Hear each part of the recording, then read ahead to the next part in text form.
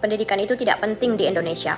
Para pemilik stasiun TV tidak banyak menggunakan kuasanya untuk mendidik. Mereka mempertontonkan apa saja yang menghasilkan profit bagi mereka. Drama percintaan, perselingkuhan, dendam, dan pertikaian. Acara gosip pagi, siang, dan malam. Apa yang bisa dipelajari anak-anak kita dari semua itu? Persentase tontonan edukatif dan yang non-edukatif jauh tertinggal. Pendidikan itu tidak penting di Indonesia. Para politisi mempertunjukkan kebohongan dan kepentingan partainya masing-masing. Mereka tidak peduli apakah mereka menjadi tokoh publik yang pantas dilihat dan ditiru. Yang penting agenda mereka tetap berjalan, elektabilitasnya naik, dan kembali terpilih di tahun-tahun mendatang. Pendidikan itu tidak penting di Indonesia. Banyak pejabat pemerintah dan pejabat publik jadi koruptor, tapi sama sekali tak memperlihatkan rasa malu. Mereka tidak berpikir dan tidak sadar yang dilakukannya bisa menghancurkan generasi ini dan generasi mendatang. Pendidikan itu tidak penting di Indonesia.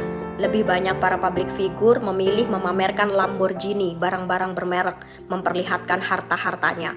Mereka tidak mau menyuarakan tentang pentingnya pendidikan dan menggunakan ketenaran untuk memperbaiki negerinya. Hasilnya, generasi kita berlomba untuk menjadi viral, terkenal, dan kaya saja. Pendidikan itu tidak penting di Indonesia, karena masih banyak orang tua berpikir bahwa kewajiban mereka menjadikan anaknya berpendidikan dan menjadi manusia yang luhur cukup dengan mengantar dan menjemput anak mereka dari sekolah saja. Sejak anaknya masuk SD hingga lulus SMA, terfikirkah untuk membeli buku-buku parenting atau buku yang membekali mereka tentang pendidikan anaknya? Pendidikan itu tidak penting di Indonesia. Semua dari kita melakukan apapun semaunya.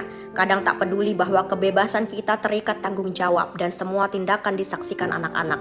Jika ada kasus besar, ada yang salah dengan anak-anak, baik di sekolah maupun di luar sekolah, kita akan meminta Menteri Pendidikan untuk berkomentar dan menuntut pertanggungjawaban.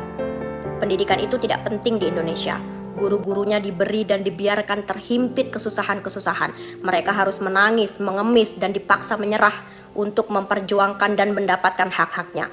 Waktu yang seharusnya mereka habiskan dengan anak-anak kita rampas untuk pekerjaan lainnya. Kita letakkan beban bernama pendidikan di pundak, kepala, dan kakinya. Tapi kita biarkan tangannya terikat dan perutnya lapar.